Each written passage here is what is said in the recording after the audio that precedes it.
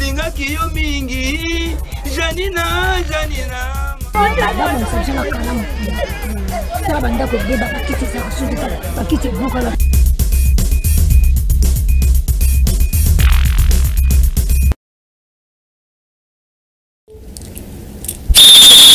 Mbote minga balandi FM TV bisika boza to pesibino mbote par rapport à ba idéologie ko kamwate lelo to telemi liboso nini le descendant prophète Kimbangu le petit-fils de Kuku Pemba GC bandaki Kongo za yo Kongo za nga Kongo za biso nyonso est-ce que yo ko kabola mboko wa makasi na tuni za makasi uvi yango wa Kongo latisi yo Kongo komiso mutu munene Kongo pesi yo valeur na miso abatu Olmosi mani na lichette wa message à descendant prophète Kimbangu omoni basoda oyo bakimbangiste bacha o bacha na bakalendrier na bango bezala na bandako basoda na bagobima eza bien habité nazolo bela bino ke bagobima est-ce que yo ozala nga tonga na zayo kitoko ne lengi maître Bili Malou Cléophas bisikoza ya yo ngwana loboko na motema mon joueur la vie à partir courageux so za no courageux to Goliath eza no nango mais ala de courage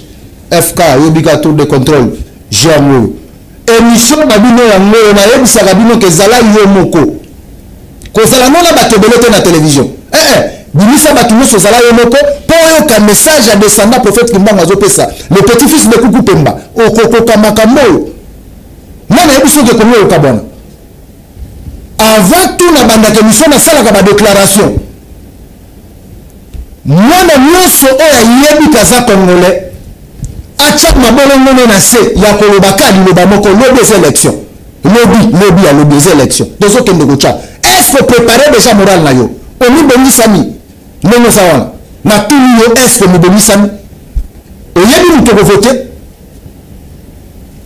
alors ye bikara makambo ndenge ezali bozo belé bozo landa biso na ngalema bopesaki biso la message en tout cas bisika boza en tout cas merci bana matete bana njili kingasani ya ngaba na belé mame toujours ebika wana 100 tina suka tongo yango kitoko boza tellement belé bozo landa biso aseyo le petit-fils de Kuku Pemba na bino na terrain match se bandagi lelo surprise à munene tozo yamba numéro 1 ya patron ngaba parce que c'est lui yende mutao kambangaba numéro 1 ye wana bomo na ye to solo to beta masolo na ye to tuna ye mituna ndenge nini makamanga bezo tambola est-ce que kulu mesilite silite est-ce que vous tombez bien to solo na ye awa koto ezate ba carton ezali jaune ezali rouge ezali vert ezali arozamini awa kutagora tete boyebika boza ebele bisika boza général John Chibangu bisiko za na opese mbote to zela yo na plateau roya mais na cadre ga visiter mais pas goloba mbote numéro 1 ya komina ngaba nga peso mbote numéro 1 ngaba mbote arbitre mbote na yo ça s'appelle kozala na plateau. Merci beaucoup, je crois que na souhaito bonne année ba joyeux Noël. Pareillement, j'espère que année au bana bien. Très bien. Au bana bien, mais na moi elengi tout espérer que moka ekotambola et au kabonate et banguna ba kodati. Ah c'est ça. C'est sa parole. C'est surtout ça que tozo bundela on a kimia ezonga na est moka na biso to fete na bango malamu en tout malgré tout que tu récupérer ma partie va zuiter mais d'ici tout commentaire va février mobimba Congo sont en ezalaki et c'est pelisinga au lobby momoko prophétique il y a foi parce que belé baé baraté la mort et la vie sont au pouvoir de notre langue ici au lobby que rotiko kabwanate et ko kabwana jamais moi le lobamoko par rapport ya ba o bazolanda biso bao baza na choc bisika baza na est le lobantan qui est numéro 1 ya commune ngaba en tout cas toza de tout cœur na bango donné toza na va penser na biso ata to lié Tous un souci, il y a des économies à l'Est. À Tato Meli, à Tato Bibi, pour qu'on soit comme on va répéter un concert, alors que les économies parce que les lots attendent la matanga, au colia, au comela, parce que aux autres matanga, au comité qui koufa, parce que au coïdé moïté. Donc, mieux vaut moïse kazali, à mon accueil, aux autres continuer à vivre pour des fonds. Tant que je continue à faire naï. Bande Columbus est tozana bango et longo na mitema na biso pour papa mbaemba oya yo olele na kati. Très bien. Olele libanda te. Oya miso silaka. Oya miso silaka. Mais oya kati continue toujours kotanga. Très bien. Balobi kolele za na kati. Kolela za na kati. Message moko numéro 1 yangaba, hein? Le patron yangaba Aimé Francis Lolinga Tozanae a pesi message moko clé profond yamakasi et à chaque fois dans le lexa mutu fa lo bagali lo bamoko parce que parole za n'impact za makasi mingi koleka yango ke la yo ke la nanga et que la mokili numéro 1 yangaba to meke mpe ko beta parce que yombe numéro 1 yangaba yo mutu zo gérer ngaba donc to gogo mpe ko la gérer yangaba. Dans un gérant là-bas, effectivement, Nazali vraiment on a payé ton vendu pédato, tant soit ton saut, bah on a été pour Msala et l'équipe Koloba Loba. Tu préfères tout ça la Msala que tous à toujours Loba Loba autant Ratala Nabimara Nzela et ça pour Msala. Bah tout ça sur la campagne, tout le monde a côté là. Bon, on a raté, mais bon, on a ça, on sait de la bino. C'est le plus important. Est-ce que Gérard ces autres mots là, madame? Il y en a qui ont une personne responsabilité. Mais en tout cas, en tant que je suis de nature modeste et je pense que retour dans une campagne Oyo, je pense que ça va. Parce que mon niveau, je suis à ça là, mais ça n'est pas tout à bénéficier, tout à vivre, on ne va pas ça va bientôt ma bé. Parce que il y a des ratés, il y a des choses qui ne se font pas vraiment en ligne, mais ça impacte dans ta population, c'est important. C'est pas ce que toi tu penses. Et les noms, moi je ne pense pas que mon angaba est sérieux. Comme mon salaire n'a pas bé. Peut-être dans sa ligne sauté, parce que dans sa ligne 11 mois, dans sa ligne sauté, je le reconnais. Mais en tout cas, dans sa ligne, en tout cas, c'est pas une déjà. Nino sali, to nino sali na mute, to nino bananga babazo les panali. Bon, normalement, nous avons une brigade de paix. Autosali, na banangaba, jeune nangaba, to kitisi to ya kulu na maka. Et s'il était malheureusement, mais niveau kulu na kiti nangaba, comme nous sommes, à Toranate. Et la preuve en est hier soir. Nazaraki, après campagne, dans la terrasse, na Lemba, mais ndenge bakulu na bakote libiso, heureusement, ma sécurité dans Nazaraki, mais bakoti bapanzi na katikati ya Lemba na bien. Oh! Wana na Lemba. Babiloko wana na ngabe ezala sauté depuis longtemps.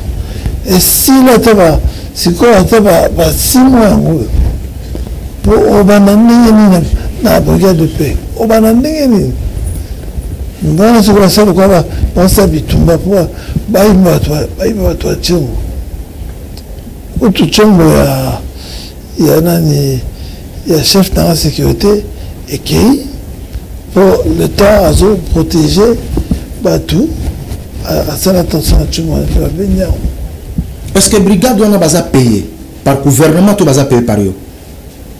Baza payé par mois. Enfin, baza la date fixe sur ta paiement. Déjà que la bêtise, la est-ce que moi, nous allons rater, moi, les allons rater, parce que bateaux, ce sont des responsables, le mécanisme, en tout cas, entre le 15 et le 20 de chaque mois. Là, on est rataté. On a toujours produit, toujours dans la poche. C'est où ta poche? Financement par quelqu'un, comment? En fait, par quelqu'un, par des gens. La vision on va se séparer parce que moi-même je n'ai pas de salaire, je n'ai pas d'argent. Autre bête soir mais ngamo nazaki namona ki ba image pas comme on amenazala ki wana et comme senga kuna avant hier kuna bundama ki makasi na ngaba o lelo ke batu mususu entre la direction ya frigo na venu Kimbala Kayemba parce que naza mwana ngaba et plaisir ya mingi ya koyamana yo patron ngaba na émission na biso le peuple kesilu parce que zambala libosote tous allons dans le terrain tout le monde a mis ça là aux sala parce que lelo baimbo kato bana kisasa bagondi mandenge nini to bagondi banisala no ndenge ni kozosa na kati ngaba na tukoloba awa na le but que koluna esili très bien parce que eza eloko moko il faut que vous tous les jours.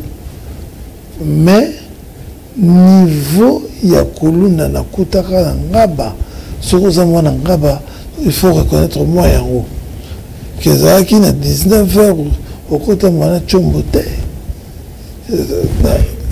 niveau ya koluna bitume saka partout ngaba mobimba bana pesa na rendez-vous 15 ezaki moi 3 heures bitumba pendant 3 heures mais lelo il y a encore ce cas bandi brigade na police ezoya bapanzani mais avant ça qui attaque tout police en police ezoya tel bango on il faut en tant que moi ngaba au moins reconnaître en haut parce que je suis pas venu à le bail au moins ça et à l'okuta parce que je dis au revoir de temps sous ceux qui va s'aligner wana mingi na butu na haut balala na siat beaucoup parce que to benda bango na ba pongi na bango na bandako ok bozui bango la balali ba kansi ba sisi makambo na tongo ba za na commune. Très bien. Autre chose, solo à 15 mais parti na yo juste na entrée na yo. Moi été à Bolobate parce que nazwa qui téléphone trap par rapport à Bakoura, il fallait nazwa ba image na l'accent yo. Mais ça qui est terrible, na habitant sentiment zo salango comment. Le temps bat bazo longo la salité, bazo tchana balabala mboule zo zo nga isusu est-ce que mécanisme nini oyo zo sala na commune na yo, tozo mona na commune zo évoluer. Non, en tout cas je dois dire que l'assainissement est un problème que j'ai essayé, en tout cas je suis en train d'essayer de résoudre, mais le problème tout ça dans très wana et ça biloko bokan ça que ça biloko aussi na kadefo bâti wana et que les autres ont non c'est que le système est comment on doit faire full nae yanda kunae aye nango na kwa wana tout ça, tout le monde là, c'est devant. Bah, oui, que la ligne a salité. Donc, ça va boire qui place soana, bah, qui va avoir au long là. Bon, aujourd'hui, on a un problème sérieux. Tout bête en haut, ça manque de moyens. On a sombi 6 tricycles. Très bien. Les 6 tricycles, on a sombi en bon, on a sombi. Dans son camion à 50 tonnes. Dans mon quand je dis bon, on a l'ouki pour la commune. Mais on est buté à un problème. Bateau basalaka. Basalaka au félité. Il faut foutre à bango. carburant pour la je prenais tout en charge. Moi, commune de Zokokate, paiement. Donc, moi, et là, je dois avouer une chose, c'est que Mikolo, j'étais en campagne, donc moi, d'utiliser un peu la campagne, donc je ne pouvais pas mettre la maison à chaque jour comme c'est la prochaine routière. Il y a un harmonie. Je dois avouer que 2 semaines, moi, assainissement, commune Mobimba, et je m'abaisse parce que je paye cantonnier, je les paye, c'est des journaliers. Parce que on nous a empêché d'engager des gens. Et qui vous a empêché? C'est à partir, il y a l'Icolo, il y a l'Icolo, on nous a tout ça un circulaire qui nous interdit d'engager. Donc, on n'a que des journaliers. Nous sommes salariés, journaliers. Donc, il faut les payer par jour. Donc, ce qui est à Sali, le matin, parce que ceux qui m'ont contacté, ça veut dire que na mwandambo muke ya marché oya ba marché wana et wana kusala ke sunga muke ufuta la transport que l'on l'appelle occuper ça bango et appelle les sociétés mikolo. Donc on est coincé parce que je disais dernièrement dans le marché na biso au futité bokamate que tu ko ça musalate parce que mon wana mte la biso pour toi ça la misala. Donc tout est dans tout. Donc, il y a propriété, mais il faut taper. Et c'est en fait le problème qu'on a. Et surtout, deuxième problème, tout ça là-haut, c'est le problème de la mentalité. Très bien. Mon cannabis, tu perds la valeur nyos. Caniveau et ali poubelle thé. Très bien. Et ali poubelle thé. Et zappé toilette publique thé. Tout le monde a envie de interpellé. C'est vraiment ça qui est le plus dur et c'est ça qui doit prendre beaucoup de temps. Il y a un dans la vie, dans ma assainissement, ma propriété, ça prend du temps parce qu'il faut changer les mentalités. Le meilleur déchet, c'est celui qu'on n'a pas produit. Donc, ceux qui au bois qui ça a été plaçonné, tu n'as pas eu et ça dit. C'est comme on n'y va pas mon tabac a salité en anaï. Yo mon coyer, on voit que ça a été pas la grande pour ça salité, mais mon tabac qui a eu. Ce qu'on voit qui ça a été pour son hanté. Mon routine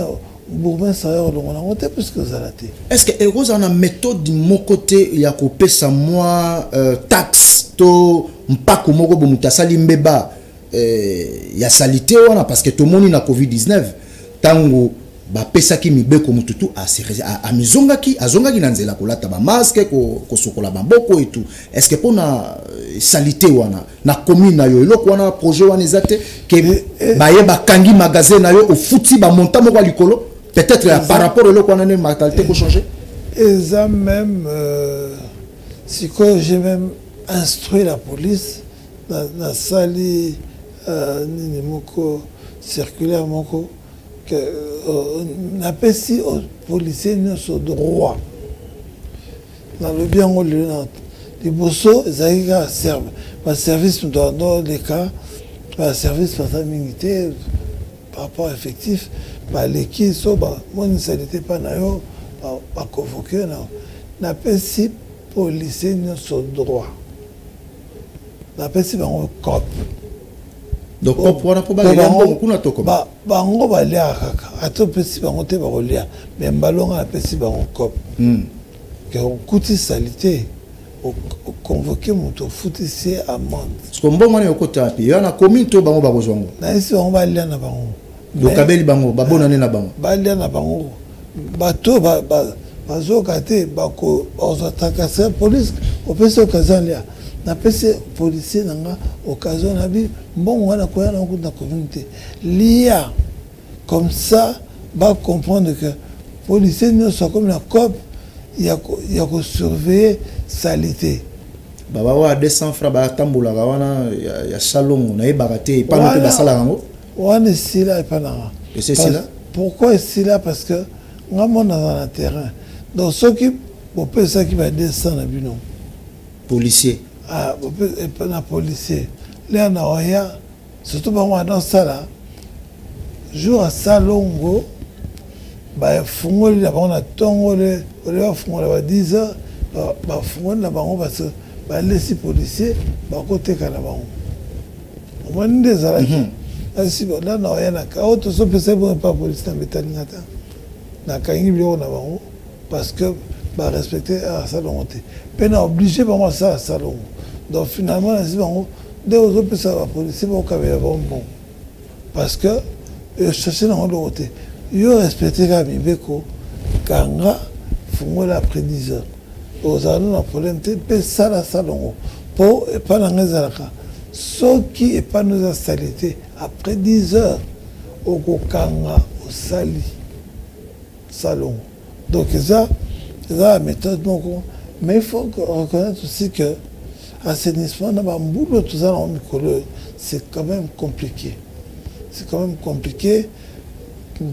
En 5 paiements indulgence, soit moula, ils ont empêché tous les textes, parce que les autres TKT, ils ont empêché les autres parce que les gens ont. Donc, sol et commun, ils ont déjà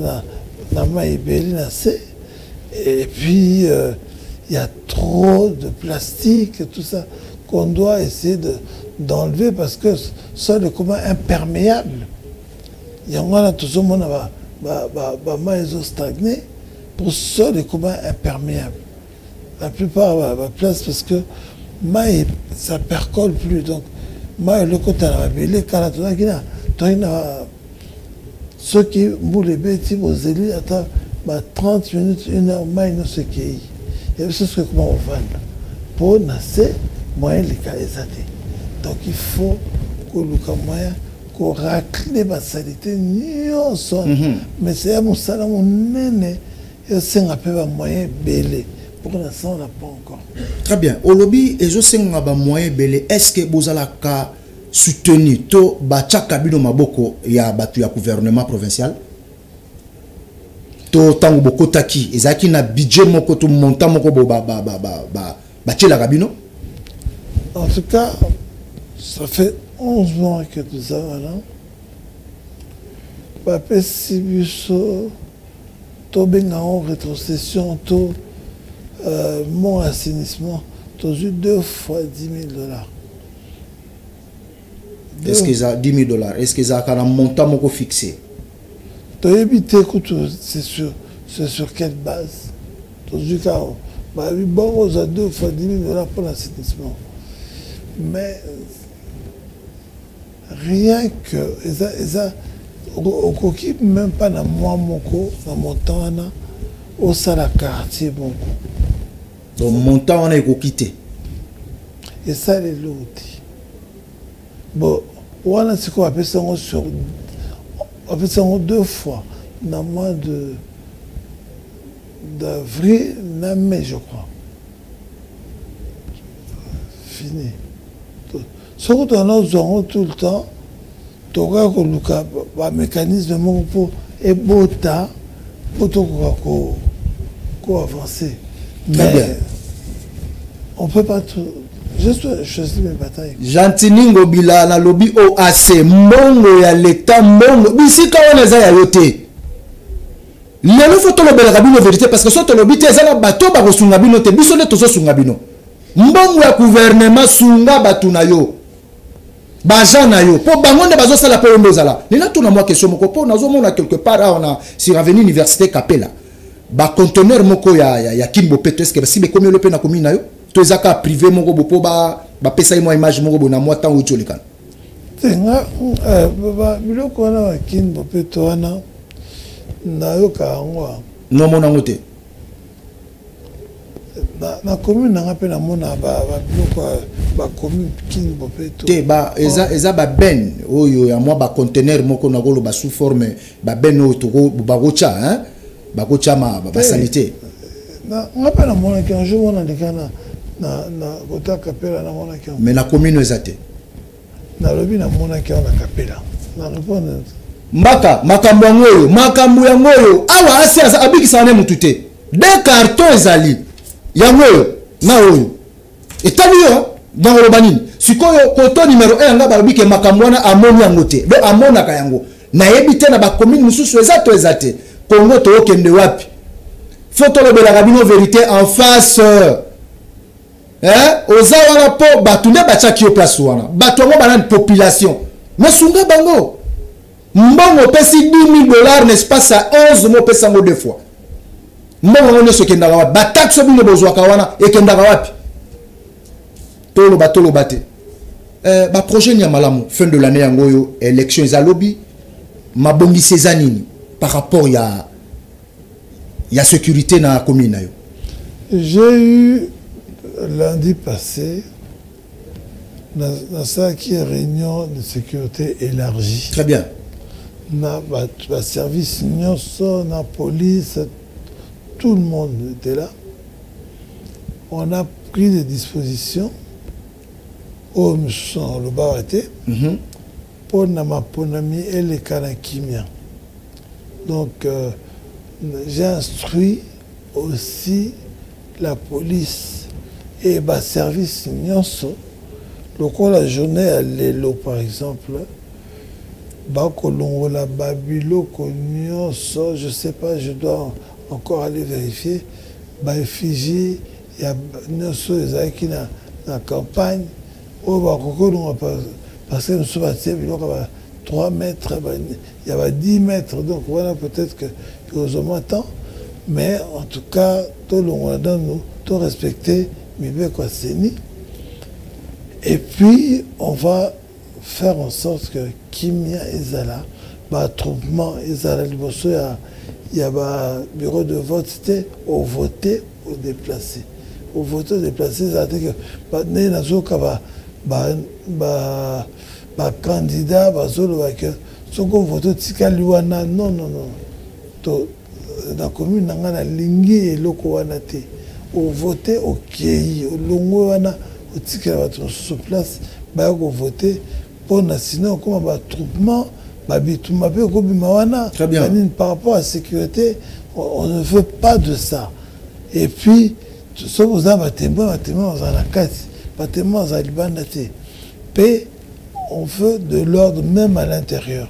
Donc on va mettre tous les moyens. On a demandé aussi au niveau il y a district que va disposer de moyens pour permettre que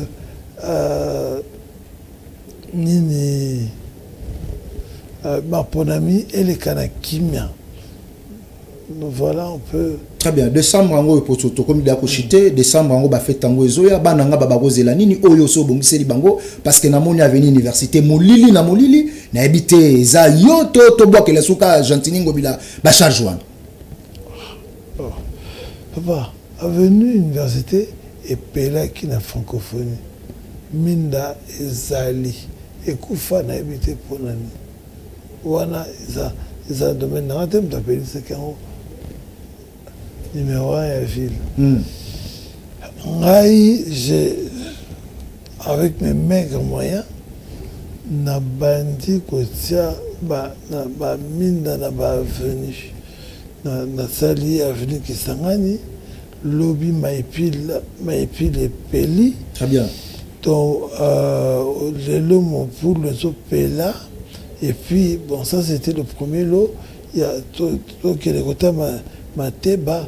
Donc, normalement, les 6 quartiers, d'ici fin semaine, ils allez éclairer. Ouais. Voilà, ils ont vraiment... Et je tiens à signaler, et donc moi, c'est que c'est un projet de longue date, ça n'a rien à voir avec les élections. Rien du tout.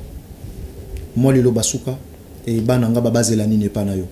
Bananga Babazela Kaka, Tozo Mundela Bango, je pense que faites bien la Kimia, pour ça en sorte que Kimia et Zalananga faites les Kakitoko, Bo Sepela, Minda, Bobi Malibanda, Bokumisa, Nkolo, pour Namboula Siko à couper Sabino. Donc, j'espère que ma tangue vous a été, dans ma famille, Nabino, ton malade, va kobika. En tout cas, espoir nanga, au bas nous sommes ça bien dans 2024. Tout le monde que 2024 est meilleur que 2023. Très bien. Boza ebele tellement tozo zonga parce que toko kota moi muke na moi chanson moko boya muke qui to connaît lengi après to yamba deuxième invité na biso boyoki message il y a numéro 1 patron numéro 1 yangaba Aimé Francis Lolinga tuza azalaki na plateau na biso na le peuple s'exprime parce que zambala liboso te to utane na terre na informé bino mutapesa nga idéologie il y a carton vert ezaye il faut vous la reconnaissant hein? Rouge, jaune, et mais vert habitant. Ce qui m'a sali boula, il faut baxer vert. Donc, il y a aucun mot tout. Détemouya. Image. Bon, motozong. Bon, vas-y, carton. Kwanga tikela bateke.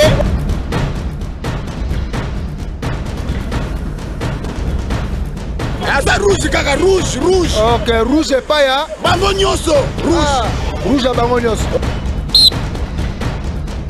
Tant que tu as la face de mon arabangote, si tu as l'élection en décembre, nous sommes là pour y aller, nous sommes là pour y Kurananga bakutu wana kolobate, eza kanango kutute. Ma conseiller na soutenir Congo et Bonga, ça la passe Tolembi. Fati azotonga pona ke mwana mboka. Mais bino bozobo marron pona nini?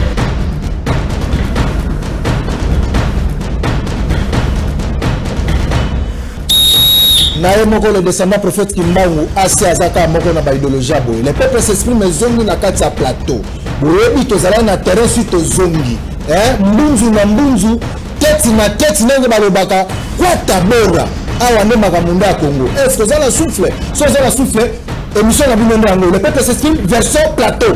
Naye moko assez moko nza terrain na bisaka bino ke le descendant prophète Kimbangu azaka moko. Le petit-fils de Kuku Pemba. Est-ce que ça la souffle? Que tout le monde gouvernement que l'anga esili batu bazo souffrir solo bal maladie azo foudre rien. Yebi ke tozo linga tozongi samboka na rai mboka vraiment ezala ki déraillé. Ser azo chali kelemana policier na mbongo moto. Soza na souffle ya kasi awat. To bana masolango. Match se bana. Wazalendo par des saisons wanga na yango. Na yebite. Baza ba rebelle, lobby ba ko baluke la gouvernement. Moussé Alobaki, ne jamais trahir le Congo. Machete au pépère de Pesaka. Les lois ont monnaie comme si Bakulu n'a partout na Kinshasa. Libu Munzale le social et le peuple congolais. Déjà passé en Goyo, Maï et Bimakate. Tant que Assa siffle nous temo un match katana exactement comme ça Teresa Ndenga. Bon Robert pendant 2 heures du temps carton ça. Est-ce que député ni Chouaki nana ba carton jaune nana ko mérité yango et carton rouge nana ko mérité pe yango 2024 mwezoya nana bino ko pona souffle bela na zone sabino match zo continuer nana siffleté bela na biso na FM TV avec Yemoko le descendant prophète Kimbangu na le peuple s'exprime version plateau match à se bandi.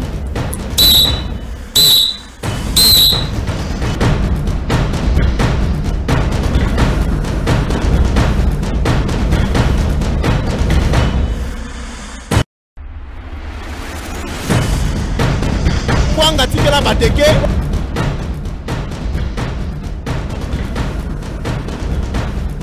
Asa rouge kaka rouge, rouge. Ok, rouge et pas ya. Bango nyoso, rouge. Rouge à bango nyoso. ntango toza na mpasi tomonaka bango te sikoyo élection yango na décembre nzela boyebisaka bakoleka wapi courant na ngaba kutu wana koloba te ezalaka nango kutu te bakonseye na basoutenir mpo kongo ebonga toa na mpasi tolembi fati azotonga mpo na ke mwana mboka me bino bozoboma rond point mpo na nini